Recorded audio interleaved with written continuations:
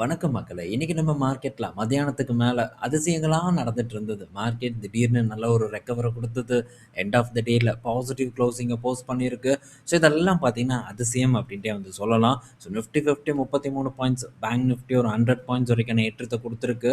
So Nifty 50 அ 500 points கிட்ட பார்த்தீங்கன்னா, நெகட்டிவ்ல இருந்தது. பட் எண்ட் ஆஃப் த டேல 33 points positive. Bank Nifty 1300 points வரைக்கான இறக்கத்துல இருந்தது. ஆனா எண்ட் ஆஃப் த டேல 100 பாயிண்ட்ஸ் பார்த்தீங்கன்னா, பாசிட்டிவா க்ளோஸ் ஆயிருக்கு.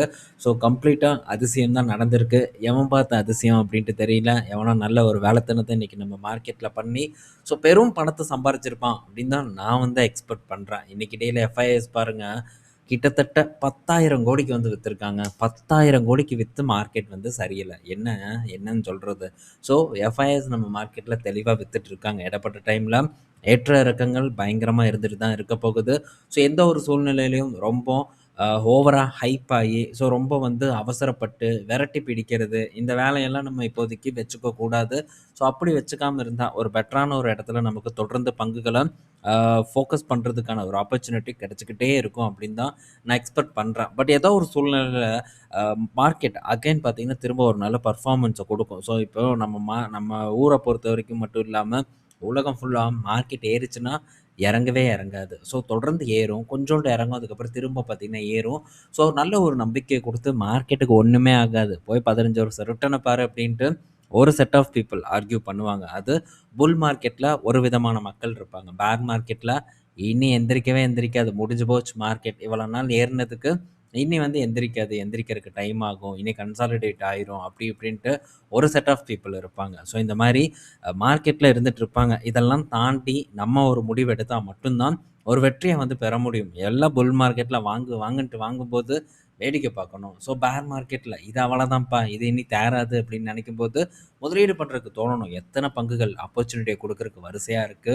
ஸோ நம்ம ஆட்டோ செக்டார் பொறுத்தவரைக்கும் அதுல 2 முன்னணி பங்குகள். ஒண்ணு டாடா மோட்டார்ஸ், இன்னொன்னு எம்&எம் வரும் அப்படின்னு நான் நினைக்கிறேன். ஸோ கேஸ் செக்டார பொறுத்தவரைக்கும் அத்தன பங்குகள் இருக்கு. பலரும் பெட்ரோநெட் சொல்லுங்க அப்படிம்பாங்க. கெயில் சொல்லுங்கன்பாங்க. ஸோ அதெல்லாம் பார்த்தீங்கன்னா, விரைவில் நமக்கு ஒரு பெட்டரான ஒரு ஆப்பர்ச்சுனிட்டி கிடைக்கும். ஸோ அந்த டைம்ல அப்போ பார்த்தீங்கன்னா, ஐயோ! இது எதுக்குங்க அவ்வளோதான் கேஸே கிடைக்காது. இத போய் என்னங்க வாங்கிட்டு அப்படின்ட்டு, அதே மக்கள் பார்த்தீங்கன்னா, மனசு மாறுவாங்க. இதுதாங்க மார்க்கெட்டு.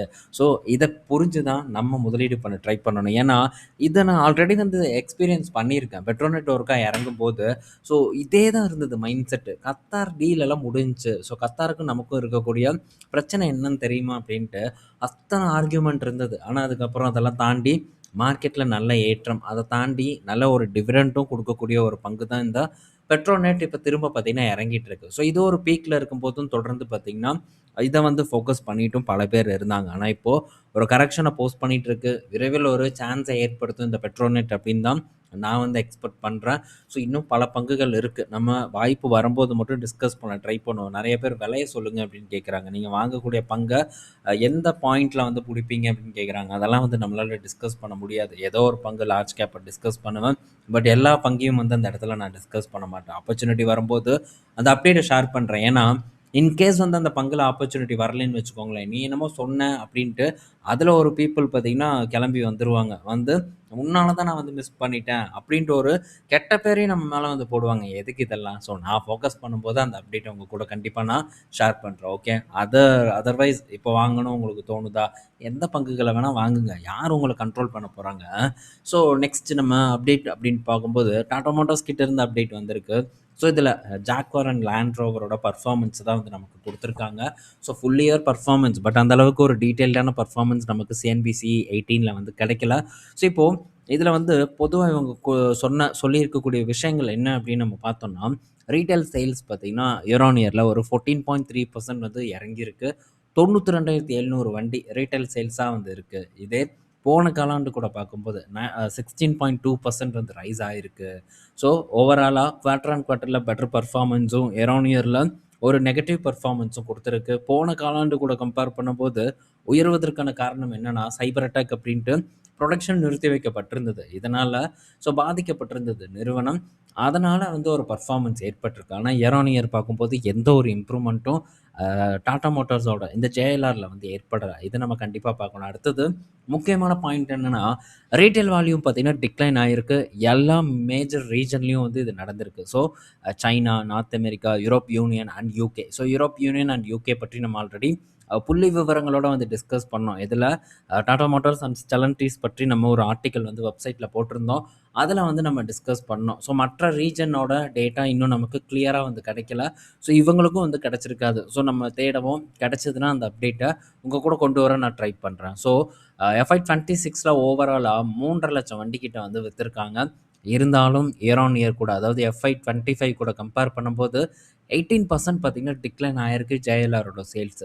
இது என்ன ரீசன்னால நடக்குதுங்கிறத நம்ம பலமுறை டிஸ்கஸ் பண்ணியிருக்கோம். ரீசன் அதே மாடல் இத வச்சு ஓட்டுறாங்க. காம்படிஷன் அதிகமா இருக்கு. இதுதான் மெயின் ரீசன் இந்த ஜெயலலிதாவோட சேல்ஸ் டிக்ளைன் ஆறதுக்கு. இது தொடரும். இதுல இப்போதைக்கு ஒரு முன்னேற்றம் இல்லன்னு தான் தோணுது. இப்போ அடுத்தது இந்த வருஷம் டாடா மோட்டார்ஸ பொறுத்தவரைக்கும் ரொம்ப ஒரு குரூஷியலான ஒரு வருஷம். ஏன்னா ஜெயலலிதா செப்டம்பர் மாசம் ஜாக்வார் செப்டம்பர் மாசம் லான்ச் ஆகுது. அது போக இந்த செரியோட இந்த ஃப்ரீலாண்டர் பார்த்தீங்கன்னா, அதுவும் இந்த வருடம் லான்ச் ஆகுது. அது போக டிஃபெண்டர் இல்லைன்னா இந்த லேண்ட் ரோவரில் ஏதோ ஒரு மாடலும் லான்ச் ஆகிறதுக்கு இந்த வருட எண்ட் இல்லைன்னா அடுத்த வருட ஸ்டார்டிங்கில் லான்ச் ஆகிறதுக்கான வாய்ப்பு இருக்குது. செகண்ட் ஹாஃப் பார்த்தீங்கன்னா இந்த வருடத்தோட செகண்ட் ஹாஃப் டாடா மோட்டார்ஸ்க்கு ஒரு க்ரூஷியலான ஒரு வருஷமாக இருக்கும். இன்கேஸ் ஒரு திருகிட்டாங்கன்னா கண்டிப்பாக பார்த்தீங்கன்னா இவங்களோட ஷேர் ப்ரைஸை பெரிய அளவுக்கு போட்டு அடித்து நிமித்துறதுக்கான வாய்ப்பு அதிகமாக இருக்கு. என்ன நடக்குதுங்கிறத நம்ம வெயிட் பண்ணி பார்ப்போம். நெக்ஸ்ட் பார்த்தீங்கன்னா திரும்ப டாடா மோட்டார்ஸ் கிட்ட இருந்த ஒரு அப்டேட்டு. நம்ம பலமுறை டிஸ்கஸ் பண்ணியிருக்கோம். இந்த பேட்டரியை பொறுத்த வரைக்கும் ஹெவி காம்படிஷன் நம்ம மார்க்கெட்டில் உண்டாக போகுது அப்படின்ட்டு. இது யாருக்கு பாதிக்கும்? ஆல்ரெடி எக்ஸிஸ்டிங் பிளேயராக இருக்கக்கூடிய அமரான், எக்ஸைட் போன்ற நிறுவனங்களை பாதிக்கும் அப்படின்ட்டு பலமுறை நம்ம பேசியிருக்கோம். இப்போது டாடா மோட்டார்ஸ் பார்த்தீங்கன்னா அடுத்த வருடத்துலேருந்து அவங்களுடைய பேட்டரி ப்ரொடக்ஷனை ஸ்டார்ட் பண்ண போகிறதா சொல்லியிருக்காங்க. இந்த அகர்தாஸ் அப்படிங்கிற கம்பெனி இதை பற்றி நம்ம இதுக்கு முன்னாடி டிஸ்கஸ் பண்ணியிருக்கோம். அவங்க தான் பேட்டரி தயாரிக்க போகிறாங்க. இதுக்கு அந்த ஃபெசிலிட்டி அமைச்சு கொடுக்கறது பார்க்கும்போது டாடா ப்ராஜெக்ட் பண்ணுறாங்க. அவங்களுக்கு இந்த டிசைன்ஸ், டெக்னாலஜி சர்வீஸ் ப்ரொவைட் பண்ணுறது டாடா டெக்னாலஜிஸாக இருக்குது ஓவராலாக. அவங்க குழுமத்துக்குள்ளேயே எல்லா பிஸ்னஸையும் டிவைட் பண்ணிக்கிறாங்க. அது போக இதில் தயாரிக்கக்கூடிய பேட்டரிஸ் பார்க்கும்போது அந்த எனர்ஜி ஸ்டோரேஜுக்கும் அதே மாதிரி ஜேஎல்ஆர் அண்ட் டாடா மோட்டார்ஸோட இவி வண்டிகளுக்கும் பயன்படுத்த போகிறதா சொல்லியிருக்காங்க. இப்படி ஒவ்வொரு நிறுவனங்களும் இறங்கும்போது பேட்டரி நிறுவனங்கள் கண்டிப்பாக பாதிக்கப்படுவதற்கான வாய்ப்பு இருக்குது. அது போக ரிலையன்ஸ். இப்போ முதல் நம்ம இதை பார்ப்போம். இவங்களோட கெப்பாசிட்டி என்னன்னா 60 ஜிகாவாட் பிளான் பண்ணியிருக்காங்க.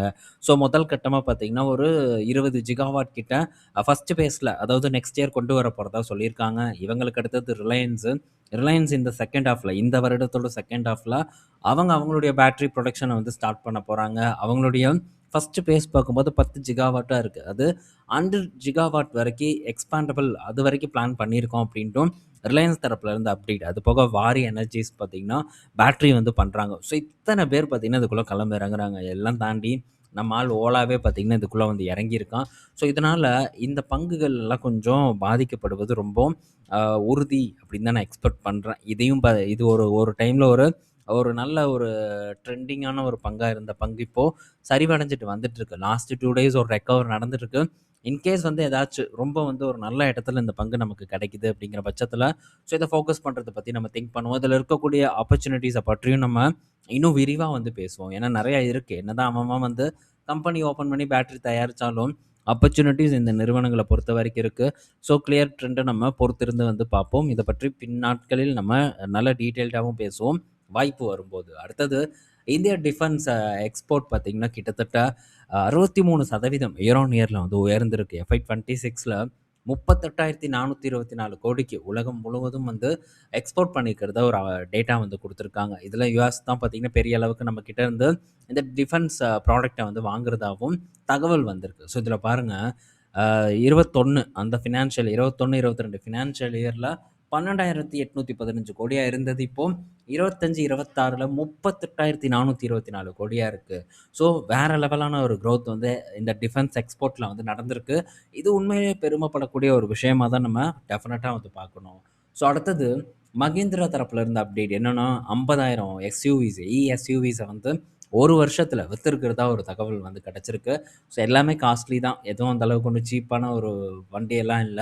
ஸோ இன்னொன்னு ஒண்ணு இருக்குமே 3XO. ஸோ அது மட்டும் ஓரளவு கொஞ்சம் கம்மியா இருக்கும்னு நான் நினைக்கிறேன். அதுவும் நெக்ஸானுக்கு ஈக்குவலான ஒரு விலையில விப்பாங்கன்னு நான் நினைக்கிறேன். ஸோ எப்படியோ நல்ல ஒரு பெர்ஃபார்மன்ஸா மகேந்திரா நிறுவனம் போஸ்ட் பண்ணியிருக்காங்க.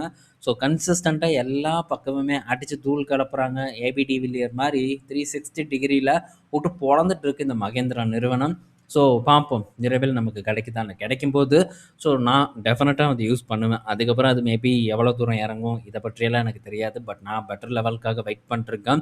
ஸோ ரொம்ப ரொம்ப காலமும் இல்ல. விரைவில் கிடைச்சிரும்னு நான் நினைக்கிறேன். ஸோ கிடைச்சதுன்னா அது டெஃபினட்டா நம்ம யூஸ் பண்றதுக்கு ட்ரை பண்ணலாம். ஸோ இந்த வீடியோல நம்ம பல இன்ஃபர்மேஷன் பார்த்துருப்போம். பயனுள்ளதா இருக்கும்னு நான் நினைக்கிறேன். நாளைக்கு நம்ம இன்னொரு ஒரு வீடியோல மீட் பண்ணுவோம். நாளைக்கு மார்க்கெட்டும் வந்து லீவு தான். ஸோ கண்டிப்பா வந்து நாளைக்கு வேற ஏதாச்சும் இன்ட்ரஸ்டிங்கான விஷயத்த பற்றி நம்ம டிஸ்கஸ் பண்ணுவோம். பாய் மக்களே!